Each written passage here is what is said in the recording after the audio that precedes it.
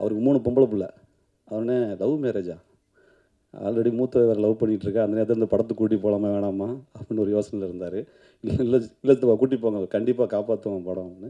அப்புறம் போயிட்டு படம் பார்த்துட்டு ஃபோன் அடித்தார், தம்பி பிரமாதமான படம்டா அப்படின்னாரு. அப்படி எங்கள் சித்தப்பா, பெரியப்பா, எங்கள் மாமா, என்னுடைய சொந்தங்களுக்கு முதல்ல நடித்த படங்களை சொல்கிறதுக்கு வந்து ரொம்ப கௌரவமாக அந்த படத்தை சொன்னேன். அந்த கௌரவத்தை உருவாக்கிய படைப்பை கொடுத்த சண்முகப்பிரியனுக்கு ரொம்ப நன்றி. ஏன்னா சில பழக்கத்தை நம்ம சொல்ல முடியாது, ஃபோன் பண்ணி சொல்ல மாட்டோம். அதான் குடும்பத்தோடு போய் படம் பாருங்கள், குடும்பத்தோடு போய் படம் பாருங்கன்னு நான் ரொம்ப நாள் கழித்து நான் சொன்னேன். அதுதான் இந்த படத்துடைய வெற்றியாக நினைக்கிறேன். அதை ஏற்படுத்த சண்முகப்பிரியன், நீங்கள் தம்பி மிகப்பெரிய ஒரு அழகான எல்லாராலும் ரசிக்கக்கூடிய டைரக்டராக வருவீங்க. டக்கு டக்குன்னு 2 3 வரி சொல்லிடுறேன். அடுத்து சான்றோடன் அவர் மியூசிக் 2 3 தடவை நிறையா தடவை படம் பார்க்க ஃபஸ்ட்டு வந்து ஒரு கதையாக பார்ப்போம், அடுத்து வந்து ஒரு மேக்கிங்காக பார்ப்போம், அடுத்து கேமரா பார்ப்போம், அடுத்து அப்படியே மெல்ல மெல்ல பார்க்கும்போது மியூசிக் சம்மந்தமாக அவர் பண்ணியிருக்கிற அந்த மேஜிக் வந்து பயங்கரமாக இருந்துச்சு. நான் முடியும் போது 4 வரி பாடிட்டு தான் இறங்குவேன். அதை உங்கள்கிட்ட ரிக்வெஸ்ட்டாக சொல்லிக்கிறேன். இந்த மோகன்ராஜுடைய வரிகள்லாம் அப்படி இருந்துச்சு. இப்போ தான் நான் கவனித்து கேட்குறேன். தேங்க்யூ மோகன்ராஜ். அதை தாஸாக பாடுறேன். ஆனால் தாசனும் நானும் அந்த காம்போ 2 பேரும் அவருடைய ரகுடான அந்த பேச்சும் என்னுடைய வெள்ளந்தியான இதுவும் ரொம்ப ஒர்க் அவுட் ஆகிருக்குண்ணே. ரொம்ப நன்றிண்ணே, ரொம்ப நன்றி. விக்ரம் பிரபு சார் வந்து ஒரு மாடியிலேருந்து ஒரு டைலாக் சொல்லுவார். இந்த மாதிரி, நீ ஒரு பொண்ணை லவ் பண்ணியிருப்பார் 5 வருஷம், உங்களுக்கு தெரியும். நீ வந்து குடும்பம் தான் முக்கியம்னு சொல்லிட்டு போயிட்ட, நான் வந்து நிற்கிறேன்.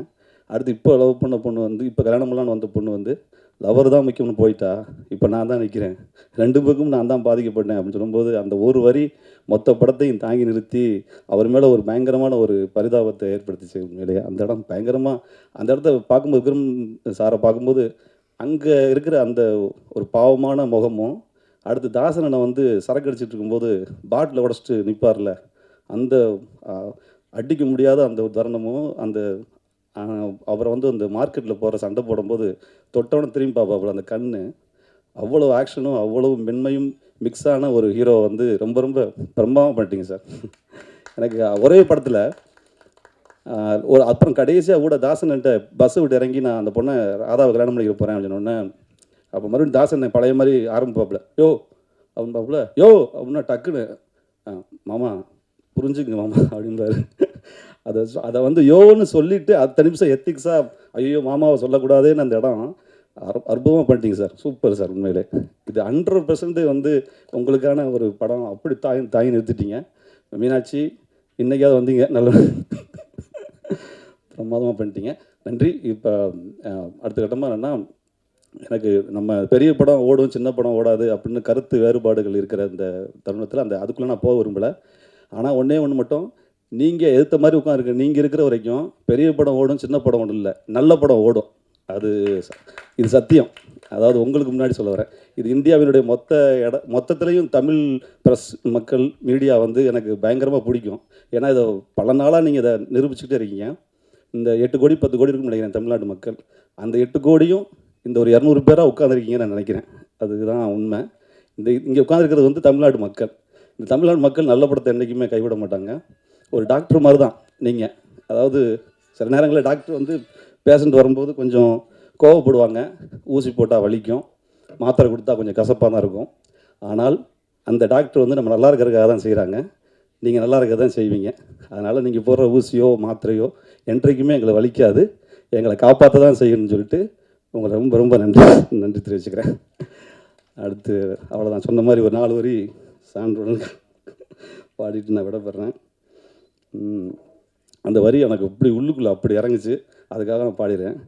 நினப்பெல்லாம் தடுமாறுறேன், திசையெல்லாம் உன தேடுறேன் வழி. அனைவருக்கும் வணக்கம். இந்த லவ் மேரேஜ் படம் வந்து ரொம்ப எப்படின்னா என் மனசுக்கு ரொம்ப நெருக்கமான படமாக இருந்துச்சு. ஏன்னா இந்த டீம் அந்த மாதிரி ஒரு பாசிட்டிவான டீம்.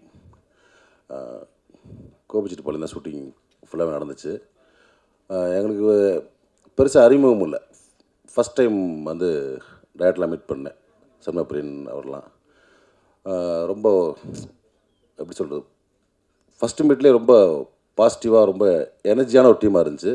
அதேமாதிரி ஷூட்டிங் ஸ்பாட்லேயும் சரி, ரொம்ப ரொம்ப லைட்டாக, ரொம்ப எப்படின்னா ரொம்ப கூலாக, டென்ஷன் ஆகாமல் இந்த மொத்த படமே அப்படி தான் எடுத்தாங்க. அது ரொம்ப ஹாப்பியாக இருந்துச்சு. ஏன்னா எல்லாமே ரொம்ப எப்படி சொல்கிறது, நம்ம ஏஜுக்கு சின்ன பசங்க தான் எல்லாமே. ரொம்ப யூத்ஃபுல்லான ஒரு டீம். ரொம்ப ஜாலியாக ஒர்க் பண்ணோம். அதேமாதிரி இந்த படத்தில் என்னுடைய கேரக்டர் வந்து ரொம்ப ஒரு எப்படி சொல்கிறது, எல்லா வீட்டிலும் ஒருத்தர் இருப்பாங்க, தம்பி சொன்ன மாதிரி. ரொம்ப கெட்டவனாக இருக்க மாட்டாங்க. ஆனால் அவங்க பண்ணுற சின்ன சின்ன விஷயங்கள் வந்து கெட்டதாக மாறிடும். சின்ன ஒரு வார்த்தை விட்டுருவாங்கல்ல டப்புன்னு, அந்த மாதிரி சின்ன ஒரு டென்ஷன் ஆகிறதுலாம் வந்து மொத்த குடும்பத்தையுமே ஒரு ஷேக் பண்ணிடும். அந்த மாதிரி ஒரு கேரக்டர் தான் எனக்கு சொன்னாங்க ஃபஸ்ட்டு. நானும் அதே மாதிரி தான் ஓரளவுக்கு பண்ணேன். இப்போ நான் வந்து நிறையா தேட்டர் விசிட்லாம் போனோம். நேற்று ஒரு மதுரைக்கு போய்ட்டு வந்தோம். ரொம்ப என்ன சொல்கிறதுனா, எல்லாமே ரொம்ப நல்ல ஒரு பாசிட்டிவான ரிவ்யூ தர்றாங்க. ரொம்ப ஆனால் சார் ரொம்ப ஒரு மகத்துவம் ஒரு வந்து நல்ல ஒரு ஒரு ஃபேமிலி ஃபிலிம் பார்த்தோம், ரொம்ப ஒரு